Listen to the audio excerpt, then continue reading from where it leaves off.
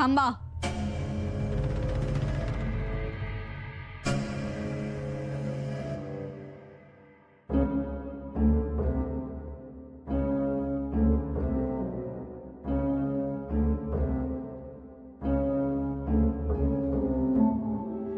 पंत, एक गोष्ट ध्यानात ठेवा. एकदा माफी मिळाली आहे. पण मी माफी मागितली नव्हती. त्या परिवर्तनाच्या युद्धात मी बलिदान देण्याच्याच तयारीत होतो. काय? हो, मी तयारी करूनच उतरलो होतो. पण ऐन वेळी तुमच्याच बंधूंनी हंबीररावांनी घात केला. अचानक त्यांची कुंडलिनी शक्ती जागृत झाली. ते बदलले आणि स्वराज्य एका चांगल्या राजाला मुकले. आम्ही अडचणीत आलो. आज राजाराम राजे सिंहासनावर बसले असते, पण तो सोहळा बघायचं भाग्य काय आम्हाला नाही. पंत, पण तो सोहळा बघण्याचं भाग्य मात्र तुमच्या नशिबी आहे. तुम्ही काय ठरवलंय? कसलं हे पत्र?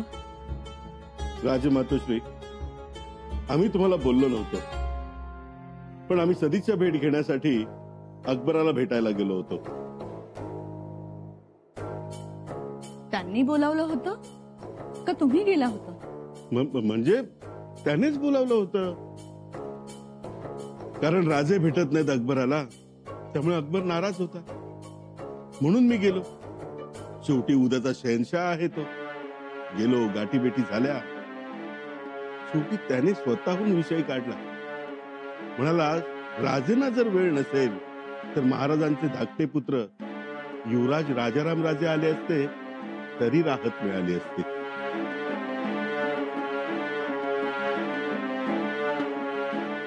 अकबराने बाळराजांचं नाव घेतलं? हो, म्हणाले राजाराम राजे काबिल आहेत राजकीय गाठीभेटी घ्यायला. आमची आणि शंभूराजांची भेट झाली तेव्हा शंभूराजे 9 वर्षाचे होते आणि मीही 9 वर्षाचा होतो. आज राजाराम राजे त्याहूनही मोठे आहेत. म्हणजे बघा केवढं लक्ष आहे त्या अकबराचं. होय हो, हे तर लक्षातच आलं नाही आपल्या. तुमच्या लक्षात आलं नाही, पण शंभूराजांच्या लक्षात आलं असणार. पण ते बोलणार नाहीत. पण कोण बोललं तर अकबर. त्यांना वाटतं, पण आपल्या माणसांना नाही. खरंच हो. अहो, त्याने विचारलं, राजाराम राजे मंचकावर बसले होते ना म्हणून. विचारलं? अहो विचारलं तर म्हणाले राजाराम राजेंबद्दल चांगलं ऐकून आहे. तेव्हा मीच त्यांना गमतीने विचारलं. म्हटलं, ते आजही गादीवर बसू शकतात जर तुमचा पाठिंबा असेल तर. त्यावर अकबर काय म्हणाला माहितीये? दिला पाठिंबा.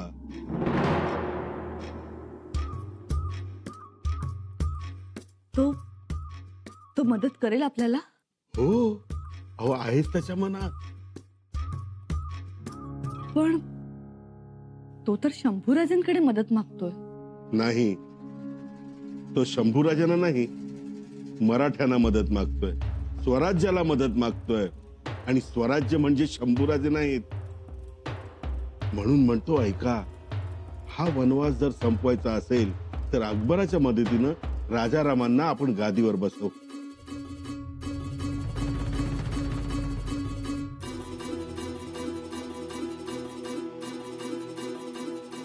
पण शंभूराजेंना समजलं तर? ते आम्ही बघून घेऊ. फक्त तुम्ही पत्रावर मोहर उठवा. पंत, आम्हाला आता कोणताही मोह नाही. विषय तुमचा नाही, राजाराम राजेंसाठी करायचं. उठवा शिक्का. पण आमच्या शिक्क्याची काय मातब्बरी? नको. राजमातोश्री, नका असं करू. उठवा शिक्का.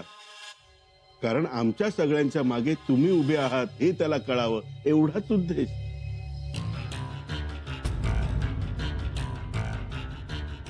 सगळे? हो, मी, हिरोजीराव, जनार्दन पंत, सोमाजी दत्तो, सूर्याजी निकम, बापू माळी, राघव वासुदेव, त्र्यंबकजी, आवजी बाळाजी आणि बाळाजी पंत. बाळाजी पंतही आहेत आपल्या बरोबर? हो. अहो हो, हे पत्र कोणी लिहिलं?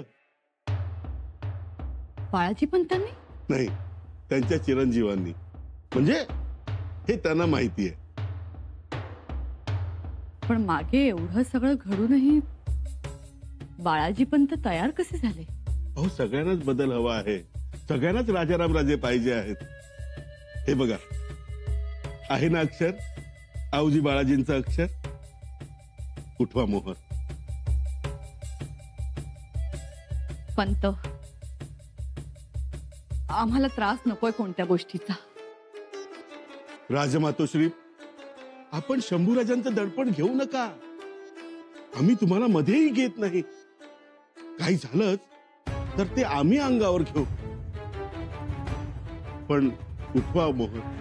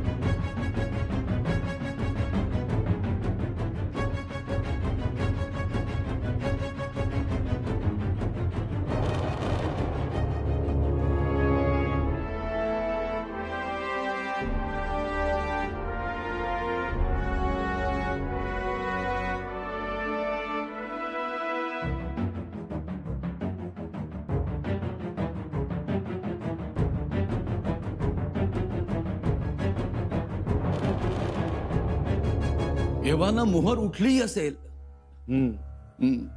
सोयरा मातोश्री एवढ्या सहजासहजी मोहर उठवतील? एरवी नसती उठवली मोहर, पण अनाजी पंतांनी परिस्थितीत बघा कशी निर्माण केली ती. म्हणजे माझ्या ध्यानात नाही आलं. अहो, वरवर बघता कोणाच्याही ध्यानात येणार नाही ते. पण ते पत्र घेऊन त्यांनी मला सोयरा मातोश्रींकडे पाठवलं. त्यावर त्यांचा शिक्काही घ्यायला लावला. पण तिला की दिला. ते पत्र घेऊन मी परत आलो. नंतर ही गोष्ट जाऊन त्यांनी बाळाजी पंतांना सांगितली. त्या पत्रावर सोयरा मातोश्रींचा शिक्का आहे, चालेल का म्हणून. बाळाजी पंत नाही म्हणाले. त्यावर त्यांनी लगेच बाळाजी पंतांना सांगितलं, मग तुम्ही जाऊन तसं सांगा. मग गेले असतील बाळाजी. गेले आणि त्यांनी सोयरा मातोश्रींना सांगितलं की तुमचा शिक्का सरकारी पत्रावर चालणार नाही. मला सांगा, काय वाटलं असेल हो मातोश्रींना? येणार की नाही चीड? येणार तर. म्हणजे अनाजी पंतांना सुरुवातीला माहित नव्हतं का त्या पत्रावर सोयरा मातोश्रींचा शिक्का चालणार नाही म्हणून? पण अगोदर त्यांनी तो उठवायला लावला आणि मग त्यांचा अपमानही केला. असं आहे वय. आणि आता स्वतः गेलेत अकबराचं पत्र घेऊन. त्यावर खरोखरच सोयरा मातोश्रींचा शिक्का हवा. मानलं बाबा या अनाजी पंतासनी. काम करत्यात पण एकदम वळंब्यात. पेशवाई पक्की. काय नाही.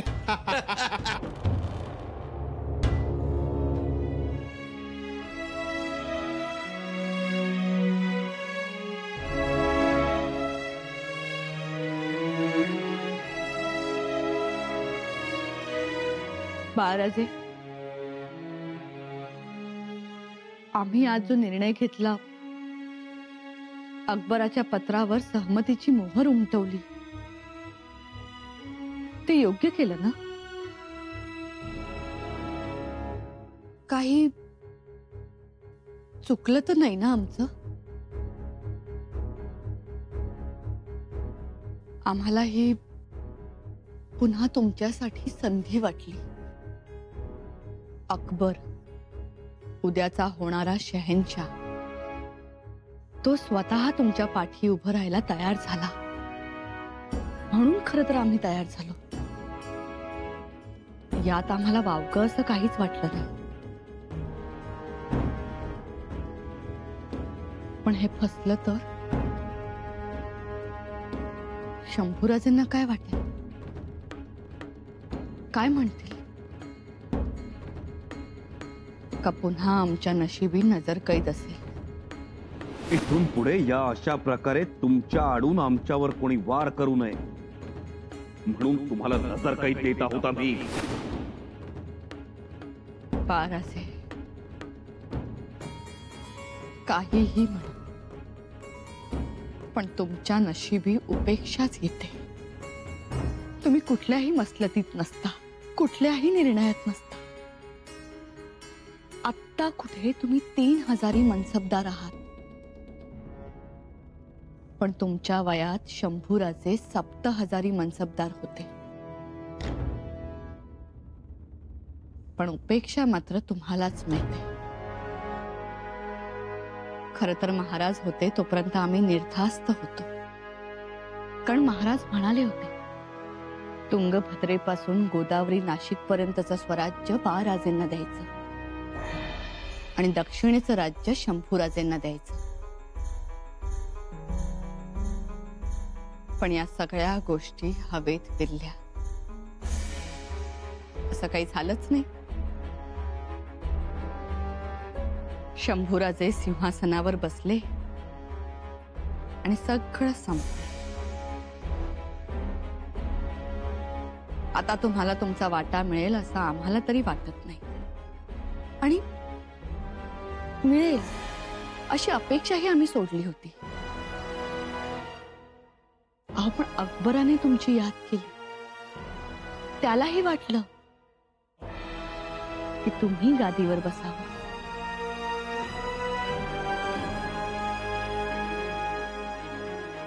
बाळराजे, आमच्या नंतर तुमचं कसं होणार हा एकच प्रश्न आम्हाला सतावत असतो. एकतर तुम्ही हे असे भोळे भाबडे, राजेपदाची योग्यता असतानाही दादा दादा म्हणून तुमच्या दादासाहेबांचं बोट पकडण्याची तुमची धडपड. आणि शंभूराजे बोट धरून मिरवण्यात धन्यता मानतात. याचा आम्हाला सगळ्यात जास्त त्रास होतो.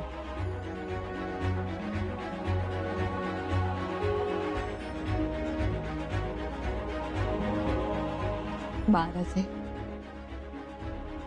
तुमचं भविष्य सुखा समाधानाचं जावं, तुम्हाला राजा म्हणून मान्यता मिळावी, या शिवपुत्राने गादीवर बसावं, हे सगळं बघण्यासाठी आम्ही पुन्हा हे धाडस करत आहोत. फक्त तुमच्यासाठी.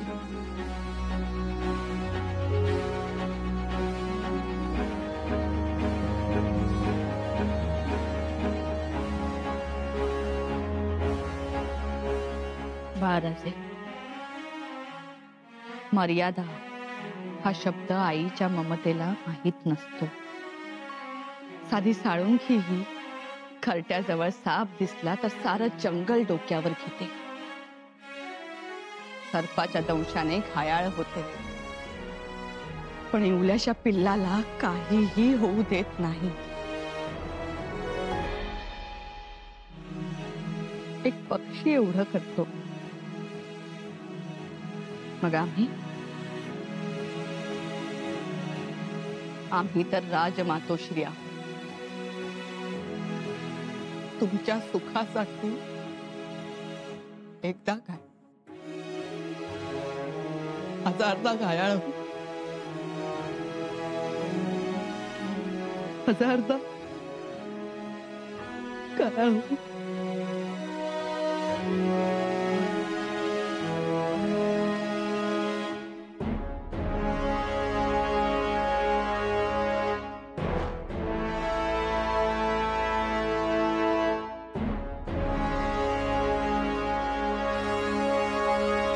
हिरोजीराव, राहुजी नाना, हे बघा, हजारदा नाही हजारो घायल होणार आता. म्हणजे अल्लाउद्दीनच्या दिव्याला खुश करणारं पत्र, राजमातोश्रींचं पत्र. आणलं ती पत्र? होय? आणलं, मोहर उठवून आणलं. आता आपलं काम झालं. पंत, खर तर अवघड होता हा अडसर. अवघड होता, पण या अनाजी पंताची बुद्धी म्हणजे गोम. तिला 1000 पाय फुटतात आणि मग अशी पळते वारे माप. वा वा पंत वा, मानलं तुम्हाला. ऐकलं का? अहो खरंच मानलं तुम्हाला. आता हाही अडसर दूर झाला.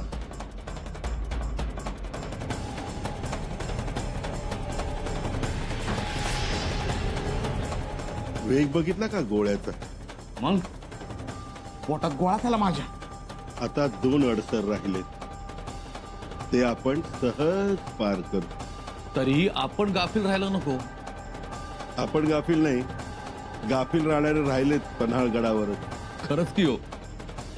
त्यांना म्हणावं, तुम्ही आता थांबा पन्हाळगडावरच. सैन्य भरती करायला, स्वराज्याचा विस्तार करायला, दक्षिणेचा सुबा पक्का करण्यासाठी. तेच करा म्हणावं आणि उसंतही घेऊ नका. आम्ही आहोत तिथे रायगडावर स्वराज्य सांभाळायला. ऐकलं का?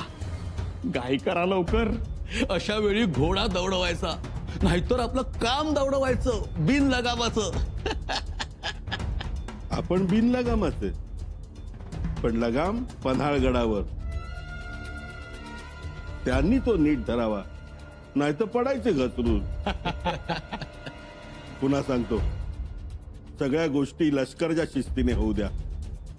आणखी एक महत्वाचं, आपल्या बाजूने झुकलेल्या माणसांना निरोप द्या. त्यांना गडावर बोलवून घ्या. रावजी नाना, हो, मी जनार्दन पंतांना सांगतोच. लक्षात ठेवा, शंभूराजे पन्हाळगडावर आणि अकबर रायगडावर. हा? सांगतो सगळं, तुम्ही आवर्त घ्या. उद्या तांबड फुटताना महाडमध्ये पाहिजे आपण.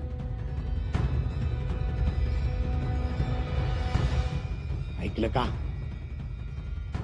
माझ्या पेशवेपदाचं नक्की ना? हो, पण आधी हे घडू द्या मनासारखं. पत्र नीट ठेवा. लाख मोलाचं पत्र आहे ते. हं? ठेवा. ठेवतो. कुणाच्या हाताला लागणार नाही अशा ठिकाणी ठेवतो.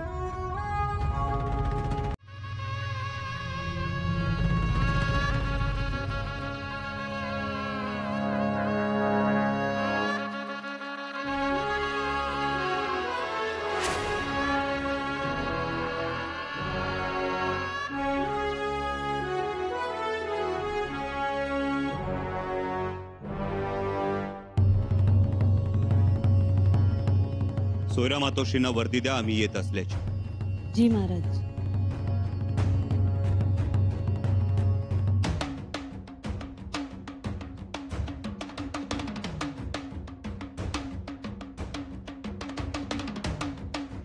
महाराज आलेत.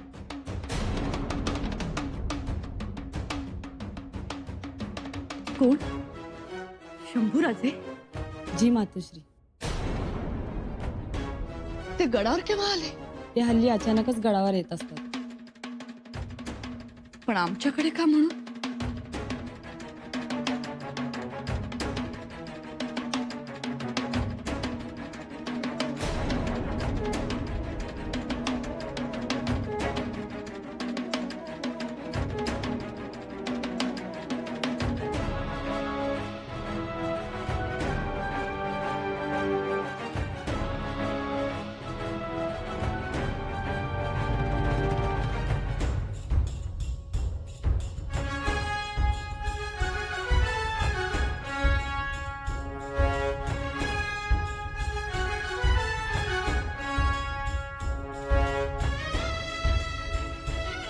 माफी असावी मातोश्री.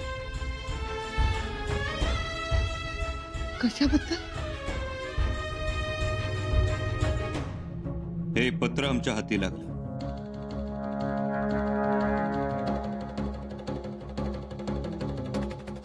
शहजादा अकबराला लिहिलेले.